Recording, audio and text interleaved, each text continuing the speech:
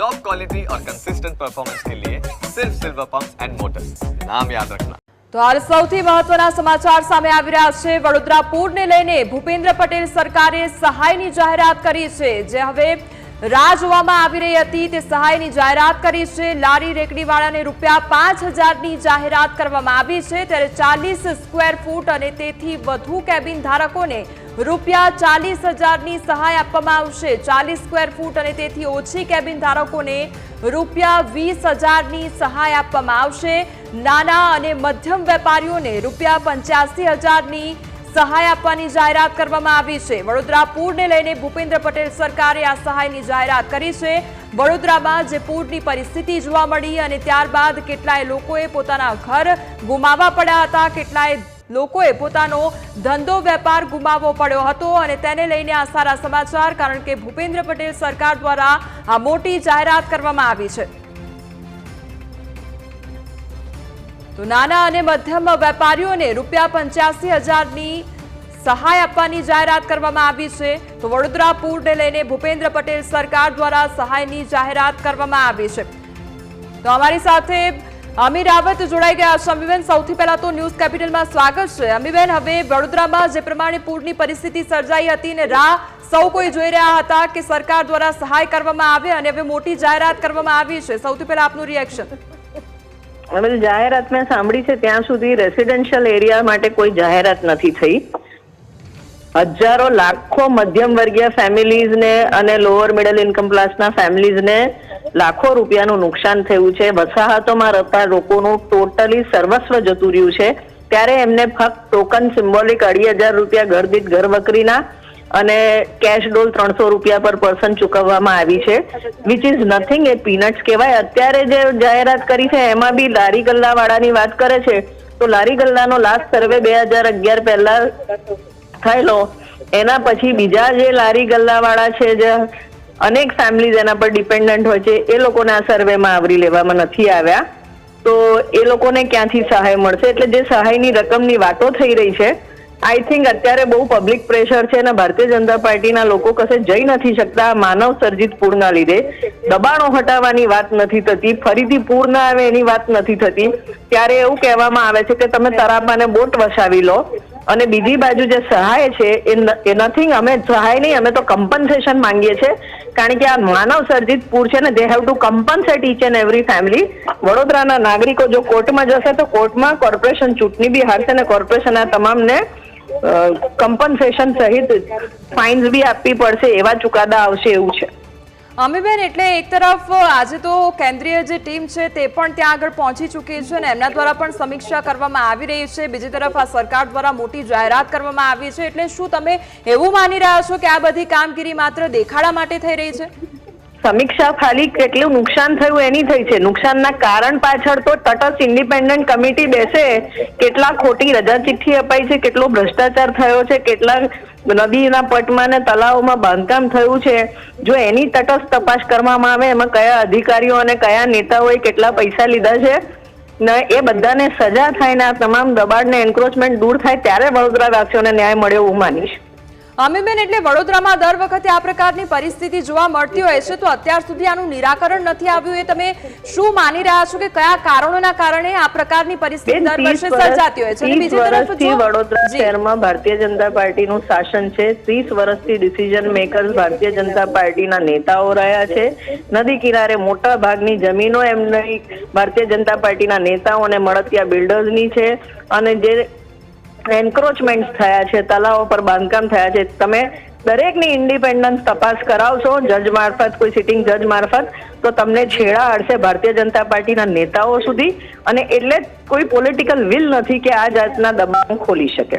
જી અમીબેન, આપ અમારી સાથે જોડાયા તે બદલ આપનો આભાર। તો વડોદરામાં જે પ્રમાણે પૂરની પરિસ્થિતિ સર્જાઈ હતી અને પૂરગ્રસ્ત વિસ્તારો જોવા મળ્યા અને કેટલાય લોકો રાહ જોઈને બેઠા હતા કે સરકાર દ્વારા સહાય અંગેની જાહેરાત કરવામાં આવે, ત્યારે અમારી સાથે આઉટપુટ હેડ જીગર જોડાઈ ગયા છે। જીગર, આ સૌથી સારા સમાચાર, કારણ કે ભૂપેન્દ્ર પટેલ સરકાર દ્વારા હવે આ જાહેરાત કરવામાં આવી છે અને જે વડોદરામાં પૂરની સ્થિતિ જોવા મળી ત્યારબાદ લોકો રાહ જોઈને બેઠા હતા કે સરકાર સહાય કરે અને આ સૌથી મોટી જાહેરાત કરવામાં આવી છે। જીગર। વડોદરાના જે નાગરિકો માટે આ સહાયની જે જાહેરાત કરવામાં આવી છે તેમાં કોમલ વિગતે આપણે સમજીએ તો લારી રેકડી ધારકને ઉચ્ચક ₹5,000ની રોકડ સહાય કરવામાં આવી છે. 40 સ્ક્વેર ફૂટ સુધીની નાની સ્થાયી કેબિન ધારકને ઉચ્ચક ₹20,000ની રોકડ સહાય કરવામાં આવી છે. આ ઉપરાંત 40 સ્ક્વેર ફૂટથી મોટી કેબિન ધારકને ઉચ્ચક 40,000ની રોકડ સહાય છે. નાની મધ્યમ કક્ષાની પાકી દુકાન ધારકને ઉચ્ચક ₹85,000ની રોકડ સહાય છે. માસિક ટર્નઓવર 5 લાખથી વધુ હોય તેવી મોટી દુકાનના ધારકને ₹20 લાખ સુધીની લોન પર 3 વર્ષ સુધી વ્યાજ સહાય 7% દરે 5 લાખની મર્યાદામાં આપવામાં આવશે. આ ઉપરાંત યુદ્ધના ધોરણે રાહત અને બચાવની કામગીરી બાદ હવે અસરગ્રસ્તોનું જીવન શક્ય તેટલી ઝડપે પુનઃ સ્થળે થાળે પડે તે માટેના પ્રયત્નો પણ રાજ્ય સરકાર કરશે. પણ કોમલ, આમાં ક્યાંય પણ જે રહેણાંક વિસ્તારોમાં જે લોકોને નુકસાન થયું છે તેનો ઉલ્લેખ તેમાં કરવામાં આવ્યો નથી અને એમાં એ વાતનો ઉલ્લેખ પણ કરવામાં આવી રહ્યો છે. બીજું કે જે રીતની જે સીએમઓ તરફથી આ એક માહિતી આપવામાં આવી છે તેમાં મુખ્યમંત્રી રાહત નિધિમાંથી આ આર્થિક પેકેજ તેમજ પુનઃવસન સહાય આપવાનો આ નિર્ણય કર્યો છે. એટલે હવે તેમાં ખાસ જે લોકોના ઘરમાં પાણી ભરાઈ ગયા હતા, લોકો કેવી રીતે ફસાઈ ગયા હતા એની કોઈ વિગતો છે નહીં. જી જીગર, આપણી સાથે ધારાસભ્ય કેયુર રોકડિયા પણ જોડાઈ ગયા છે. કેયુરભાઈ, સૌથી પહેલા તો આપનું ન્યૂઝ કેપિટલમાં સ્વાગત છે. કેયુરભાઈ, હવે રાજ્ય સરકાર દ્વારા આ મહત્વની જાહેરાત કરવામાં આવી છે. જે લોકો રાહ જોઈને બેઠા હતા કે સરકાર દ્વારા સહાય કરવામાં આવે અને આખરે આ જાહેરાત થઈ ગઈ છે. જી, રાજ્ય સરકારે ખૂબ સંવેદનશીલ નિર્ણય વડોદરા મહાનગર માટે કર્યો છે. જે રીતે વડોદરાની અંદર હાથ સુધી ન જોયેલું પાણી એટલે કે પૂર આવ્યું હતું 2005માં, પણ જે વિસ્તારમાં પાણી નહોતા ભરાયા એ આ વખતે 2024માં એ વિસ્તારમાં પણ પાણી ભરાયા છે. ત્યારે રાજ્ય સરકારે 2 એવા નિર્ણય એ મુખ્ય કર્યા છે. માનનીય મુખ્યમંત્રી શ્રી ભૂપેન્દ્રભાઈ પટેલ, માનનીય હર્ષભાઈ સંઘવી ગૃહમંત્રી શ્રી, અમારા પ્રભારી મંત્રી શ્રી, આ બંને વડોદરા શહેર પર એક સારું પેકેજ આપવાનું કામ કર્યું અને એ પેકેજ અંતર્ગત લારી અને રેકડી જેવી વસ્તુ પણ જો તણાઈ ગઈ હોય તો એને ₹5,000ની રોકડ સહાય, નાની કોઈ સ્થાવર કેબિનમાં પાણી ભરાયા હોય અને નુકસાન થયું હોય તો ₹10,000 સુધીની સહાય, 40 ફૂટથી વધારે મોટી કેબિન હોય તો એને 40,000ની ઉચ્ચક રોકડ સહાય, નાની મધ્યમ કક્ષાની દુકાન હોય જેનું ટર્નઓવર વાર્ષિક 5 લાખ સુધીનું હોય તો એને 85,000ની રોકડ સહાય, અને મોટી દુકાન હોય અને જેનું ટર્નઓવર 5 લાખથી વધુ હોય જીએસટીના રિટર્ન મુજબ તો એને જો લોન લીધી હોય તે 3 વર્ષ સુધીની લોનના 7%, એમ કુલ 5 લાખ સુધીની રોકડ સહાય આપવાનું કામ સરકારે જે જાહેરાત કરી છે, આનાથી હજારો વેપારીઓને આનો સીધો લાભ વડોદરામાં મળવા જઈ રહ્યો છે. જી કેયુરભાઈ, એટલે વેપારીઓને લાભ મળી જશે અને જે લોકોને ધંધા અર્થે જે નુકસાન થયું છે તેની પણ સહાય મળી જશે. પરંતુ વડોદરામાં જ્યારે પૂરની પરિસ્થિતિ સર્જાઈ ત્યારે રહેણાંક વિસ્તારમાં પણ લોકોને ઘણું ખરું નુકસાન વેઠવાનો વારો આવ્યો હતો. લોકોએ પોતાના ઘર ગુમાવ્યા હતા, ઘર વખરી ગુમાવી હતી, ખૂબ મોટું નુકસાન થયું હતું. એટલે એને લઈને કોઈ સહાય આપવામાં આવશે? બિલકુલ, તમારી વાત સાચી છે કે ઘણા ઘરોમાં પાણી ભરાયું. નીચાણવાળા વિસ્તારના ઘરોની અંદર કપડા, ઘર વખરીનું નુકસાન પણ થયું છે, જ્યાં આખા ફ્લોર ડૂબી ગયા હતા. એટલે સરકારે આજ સુધી મેં પણ ઘણા પૂર જોયા છે વડોદરામાં.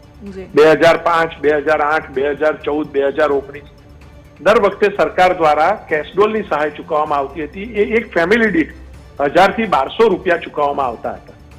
આ વખતે સરકારે એમાં ઉદાર નિર્ણય કરીને ઘર વખરી જેની બગડી હોય, જેના ઘરમાં 2-2.5 ફૂટ પાણી પણ હોય અને ઘર વખરીનું નુકસાન થયું હોય તો એને ઘર વખરીના 2500 રૂપિયા, અને કપડાનું પણ નુકસાન થયું છે તો એ પરિવારને બીજા 2500 રૂપિયા કપડાની સહાય, એમ 5000 કેશડોલ સિવાયની અતિરિક્ત સહાય પણ દરેક ઘરની અંદર જાહેર કરી છે.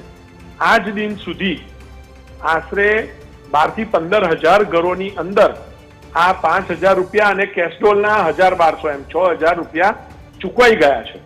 બીજાનો સર્વે છેલ્લા 2 દિવસથી અલગ અલગ વિસ્તારમાં ચાલુ કર્યો છે. એના પણ બેંક એકાઉન્ટની ડિટેલ મેળવાઈ રહી છે. ત્યારે આ સહાય પણ આગામી દિવસોમાં ઘર વખરીની નુકસાનની પણ સહાય ચૂકવવામાં આવનાર છે. જી કેયુરભાઈ, આપ અમારી સાથે જોડાયા તે બદલ આપનો આભાર.